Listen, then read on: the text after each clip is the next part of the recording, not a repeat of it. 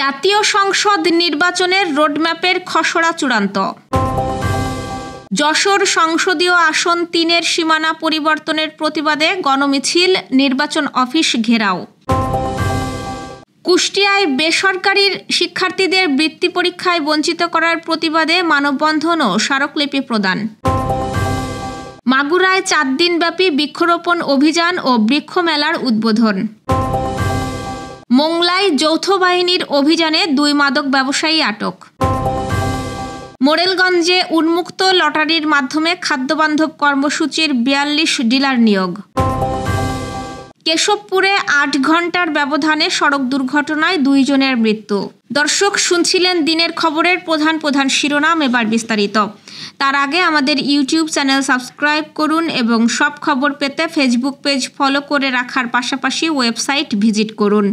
২৪টি গুরুত্বপূর্ণ ক্ষেত্রে কাজ নির্ধারণ করে ত্রয়োদশ জাতীয় সংসদ নির্বাচনের রোডম্যাপের খসড়া চূড়ান্ত করা হয়েছে। আর নির্বাচন কমিশন অনুমোদন দিলেই প্রকাশ হবে। আজ নির্বাচন কমিশন সূত্রে এ তথ্য জানানো হয়েছে। সোমবার রাজধানীর আগারগাঁওয়ে নির্বাচন কমিশন ভবনে সাংবাদিকদের নির্বাচন কমিশনের সিনিয়র সচিব আক্তার আহমেদ বলেন, নির্বাচনী কর্মপরিকল্পনার খসড়া চূড়ান্ত করা হয়েছে আর চলতি সপ্তাহেই চূড়ান্ত রোডম্যাপ প্রকাশ করা হবে। তিনি বলেন, সীমানা নির্ধারণের ৮২টি আসনের বিপরীতে ২৪ আগস্ট থেকে শুনানি শুরু হয়ে চলবে ৪ দিন ধরে। তিনি আরও বলেন, ভোট কেন্দ্র বাড়ছে না, তবে ৩,০০০ ভোটারের জন্য একটি ভোট কেন্দ্র থাকবে। একটি বুথে ৫০০ এর জায়গায় ৬০০ করে ভোটার থাকবে। ২২টি রাজনৈতিক দলের তদন্তের জন্য মাঠ পর্যায়ে চিঠি পাঠানো হয়েছে। একথা জানিয়ে তিনি আরও বলেন, আইন শৃঙ্খলা পরিস্থিতি নিয়ে এই মুহূর্তে উদ্বেগের কোনো কারণ নেই।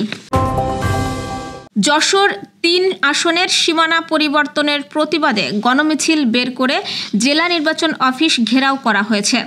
বিএনপির স্থানীয় নেতাকর্মী সহ এই আসনের বাসিন্দারা আজ দুপুরে জেলা বিএনপি কার্যালয়ের সামনের সড়ক থেকে মিছিল বের করে জেলা নির্বাচন অফিস ঘেরাও করে।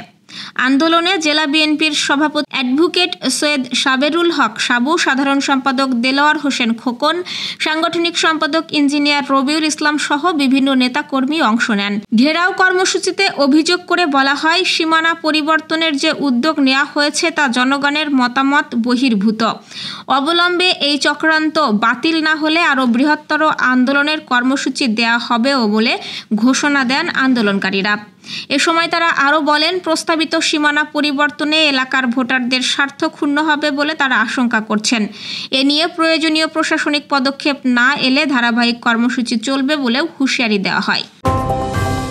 কুষ্টিয়ায় বেসরকারি স্কুলের ৫ম শ্রেণীর শিক্ষার্থীদের বৃত্তি পরীক্ষা ২০২৫-এ বঞ্চিত করার প্রতিবাদে মানববন্ধন ও স্মারকলিপি প্রদান করা হয়েছে। আমাদের প্রতিনিধি বাবলু রঞ্জন বিশ্বাস জানিয়েছেন, আজ মিরপুর কিন্ডারগার্টেন অ্যাসোসিয়েশনের আয়োজনে মিরপুর প্রেস ক্লাবের সামনে মানববন্ধন অনুষ্ঠিত হয়।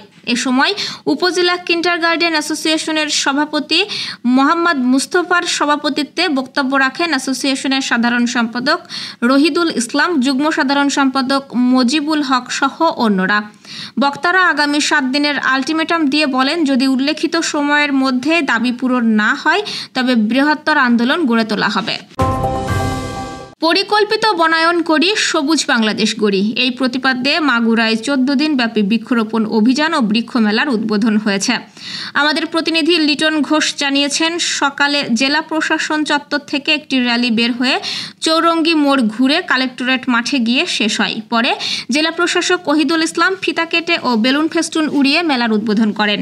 সামাজিক বনায়ন জোন মাগুরার সহকারী বন সংরক্ষক মোহাম্মদ গিয়াসউদ্দিনের সভাপতিত্বে আয়োজিত আলোচনা সভায় বিশেষ অতিথি ছিলেন সিভিল সার্জন ডাক্তার শামীম কবির, যশোর ফরেস্ট অফিসের রেঞ্জার মোহাম্মদ ঝুমুয়া জামান সহ অন্যরা।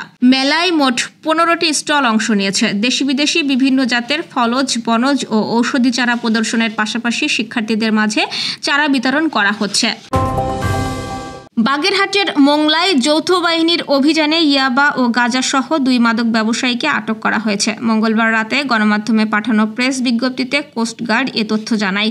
কোস্টগার্ডের মিডিয়া কর্মকর্তা লেফটেন্যান্ট কমান্ডার সিয়ামুল হক জানিয়েছেন, দুপুরে গোপন সংবাদের ভিত্তিতে কোস্টগার্ড মোংলা বেইজের নেতৃত্বে নৌবাহিনী ও পুলিশের সমন্বয়ে মোংলা বন্দর বহুমুখী মাদ্রাসা সংলগ্ন এলাকায় বিশেষ অভিযান চালানো হয়। অভিযানে একটি বাড়ি থেকে প্রায় ২,৫১,০০০ টাকা মূল্যের ১ কেজি গাঁজা ও ৪০০ 137 পিস ইয়াবা উদ্ধার করা হয়। এ সময় মাদক ব্যবসায়ী বেল্লাল হোসেন ও সগির হোসেনকে আটক করা হয়েছে। বাগেরহাটের মোরেলগঞ্জে উন্মুক্ত লটারির মাধ্যমে খাদ্যবান্ধব কর্মসূচির 16টি ইউনিয়নে 42 জন ডিলার নিয়োগ চূড়ান্ত করা হয়েছে। আমাদের প্রতিনিধি গণেশ পাল জানিয়েছেন, আজ সকালে উপজেলা প্রশাসন ও খাদ্য অধিদপ্তরের আয়োজনে উপজেলা পরিষদ সভাকক্ষে এই লটারির আয়োজন করা হয়। উপজেলা নির্বাহী কর্মকর্তা হাবিবুল্লাহর সভাপতিত্বে অনুষ্ঠানে রাজনৈতিক ও সামাজিক সংগঠনের নেতৃবৃন্দ সহ প্রশাসনের বিভিন্ন কর্মকর্তা উপস্থিত ছিলেন। ইউএনও হাবিবুল্লাহ জানান, বিজ্ঞপ্তি প্রকাশের পর 7 জুলাই থেকে 23 জুলাই পর্যন্ত মোট 247টি আবেদন জমা পড়ে। যাচাই বাছাই শেষে 191টি আবেদন গ্রহণযোগ্য হয়।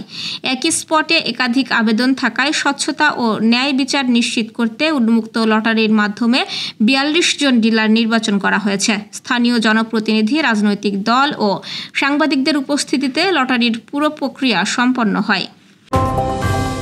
যশোরের কেশবপুরের 8 ঘন্টার ব্যবধানে সড়ক দুর্ঘটনায় 2 জন নিহত হয়েছেন।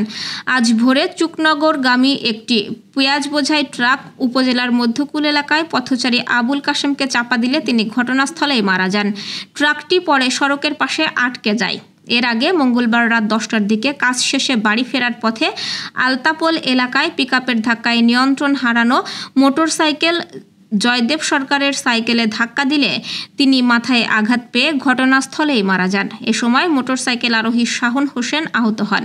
নিহত জয়দেব প্রাইম জুয়েলার্সে কর্মরত ছিলেন। পুলিশ মরদেহ দুটি পরিবারের কাছে হস্তান্তর করেছে এবং ট্রাকটি জব্দ করেছে। এ ঘটনায় এলাকায় শোকের ছায়া নেমে এসেছে। দর্শক, এই ছিল দুপুরের আয়োজন। রাতের খবর দেখার আমন্ত্রণ রইল। সেই সঙ্গে এতক্ষণ সাথে থাকার জন্য ধন্যবাদ।